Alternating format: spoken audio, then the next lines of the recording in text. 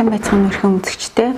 Амлсан ёсоор та бүхэндээ өнөөдрийнхөө дугаарт педикюрийн үйлчилгээ буюу хөлийн арчилгааны талаар зөвлөгөө өгөх гэж байна. Манай EMS салон хөлний арчилгаанда евро стандарт буюу люкс стандартыг баримталж педикюрээ хийдэг байгаа. За ингээд та бүхэндээ педикюрийн үйлчилгээг сонирхуулах таатай байна.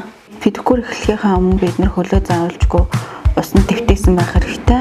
Ингээд дэвтээх явцад бол бид нэр содтой усанд илүү тэтгэл хөлний гуйжсан өгчсөн арьсууд илүү дэвтэж өгдөг байгаа. За үүнийхээ дараагаар бид нэр аппаратны педикюрийг хийнэ. За аппаратны педикюр хийх тохиолдолд бол хөлний ариун цэврийн байдлыг маш сайн хангаж өгсөн байх хэрэгтэй. Ингээд хуурайгаа дээрээс нь багжаа бүгдийг нариутгаад өмнө нь бол бэлтгэсэн байх хэрэгтэй байдаг. Зарим тохиолдолд ерөнхийдөө багаж яригдахаагүй хуурай солиогүй тохиолдлоос болоод хөлний мөг өнцөртэй янз янзын халдвар төвчнүүдээр өвчлөх магадлал өндөр байдаг учраас ариун цэврийн байдлыг бол маш сайн сахих хэрэгтэй. Өшөө асуудлууд ямар асуудлууд гардаг вэ гэхээр шигдсэн хүмүүс асуудалтай байдаг. Ерөнхийдөө хүмүүс шигдлээгээ дэмлэгдчихэд ахуулах тохиолдлууд зөндөө байдаг. Энэ нь болохоор нэг үсэн асуудлыг шийднэ гэсэн үг биш. Яг тэгвэл дахиад л эргээд давтамжтай сарын давтамжтайгаар хүмүүсний шигдэлтэд давтагддаг. Дээрээс нь илүү зузаан илүү өндөр ургадаг учраас илүү ахиж шигдэх магадлал илүү өндөр болдог. Тийм учраас мэрэгжлийн дагуу хоёр цахаас нь зөв авсан тохиолдолд шигтээс мөн бүрэн арилгах боломжтой байдаг. Манай салонд бол байнгын шигттэйстэй хүмүүс бол нэг сардаа нэг удаа ирж хөлнийхөө хүмүүсийг шигтээсийг ахуулдаг.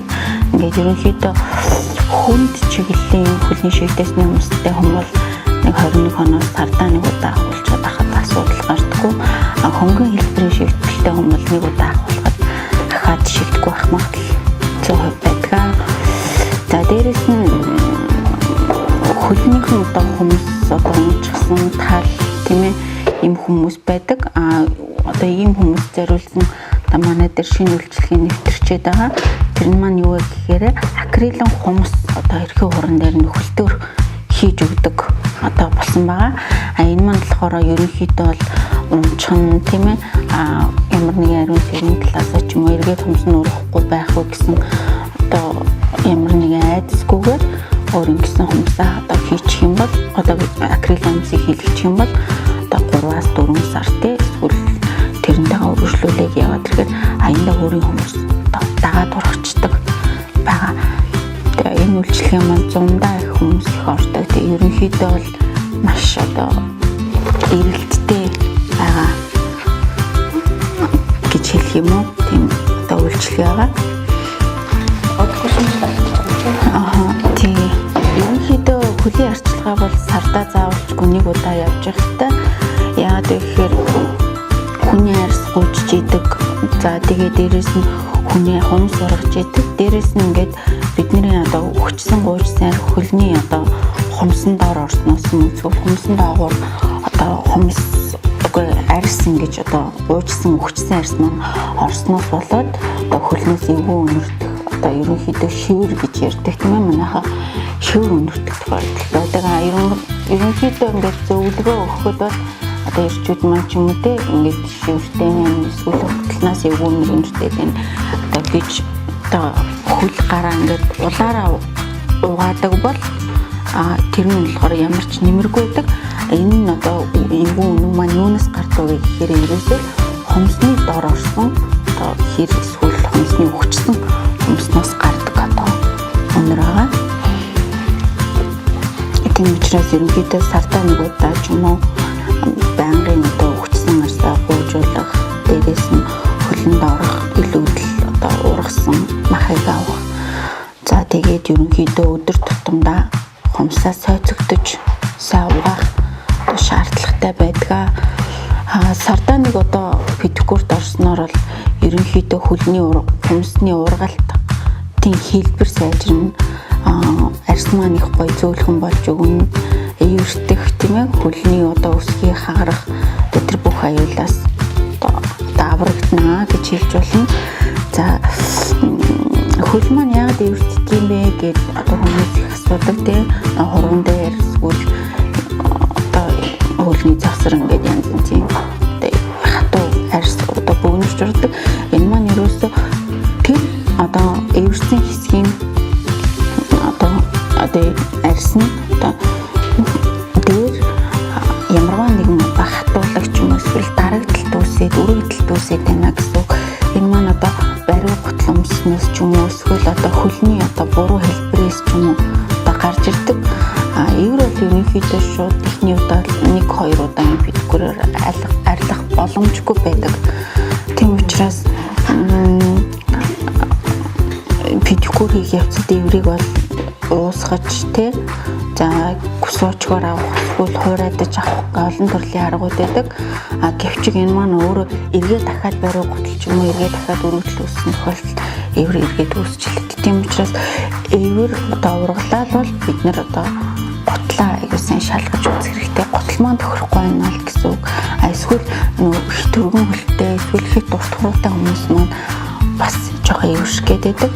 Тийм болохоор эврийг одоо хумсны хутгаар ч юм уу эсвэл предгэр ч юм уу ингээд авсан тохиолдолд эвэр маань эргүүлээд хатуу илүү ихээр ургаад байдаг. Тийм учраас салааны нөхцөл эвэр одоо арилгагч, шингэн, эсвэл зөөлрүүлэгч, арьс одоо гуйжуулагч гэж байдаг. Тэрнгүүр гуйжуулаад дээрээс нь аппаратны одоо маникюр турах шаардлагатай байдаг. За хөлийн гуйжуулалт, хөлийн арчилгаан дээр бол дээр ярьсан шиг гарын арчилгаан дээр гардаг бүх зүйл ордог. Гэлэн гуйжуулагч арьсны өнгөн давхрыг авна. Элсэн гуйжуулагч арьсан дах нөхс үеийг бүгдийг сэргээж одоо нөхс үеийг онгойлгож өгнө. 3-р хөлний тослоо маш их шаардлагатай байдаг. Ерөнхийдөө хүмүүс 30-аас дээш 40-оос одоо дээш ингээд наслаад ирэнгүүт коллагены алдагдал буюу алдагдaltaй дээрээс нь усны дутагдaltaй их ордог учраас хөл маань их хуурайшдаг, эвэршдэг. Одоо дээрээс нь гуйжуулалт байнга явагдаагүйгээс болоод өсгий их хатуурч хагарч одоо гэмтдэг. Тийм учраас гуйжуулалт хөлний өрөлт гэдгийг 7 хоногт заавалж бүх хийгээд дээрээс нь хөлний тосны одоо чанар тийм ээ тослогийн хэмжээ амар чухал гэдэг. Тийм учраас хөлнийхөө тосыг бас байнга одоо зөвийг сонгож бас байнга хэрэглэх нь зөв юм аа. За хөлний будагны хувьд бол ерөөсөө хөлний будаг арилдаг байгаа.